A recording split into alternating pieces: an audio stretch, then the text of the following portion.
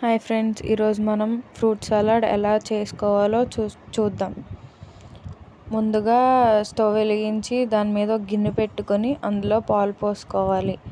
ఆ పాలు బాగా మరిగించుకోవాలి.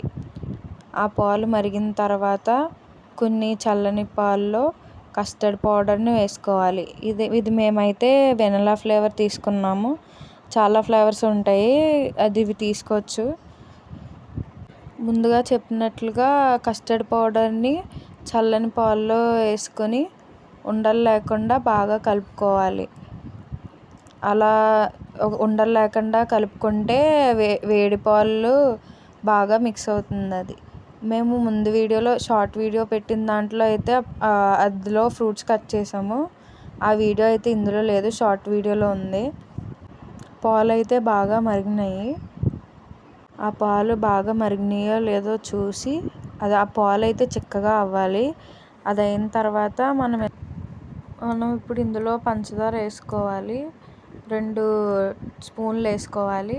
పంచదార వేసుకున్న తర్వాత బాగా మిక్స్ చేయాలి.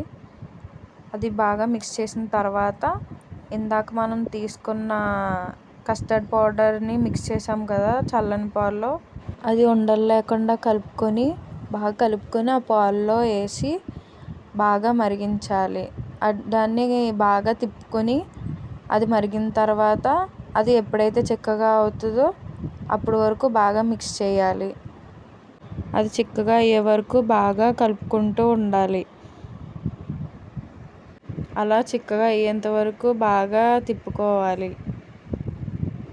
మేము ముందుగా ఫ్రూట్స్ అన్నీ కట్ చేసి ఫ్రిడ్జ్లో పెట్టుకున్నాము.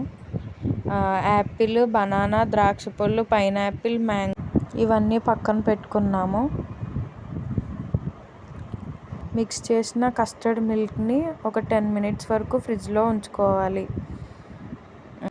10 మినిట్స్ అయిన తర్వాత అది బయటికి తీసి అందులో ఫ్రూట్స్ అన్నీ వేసి బాగా మిక్స్ చేసుకోవాలి.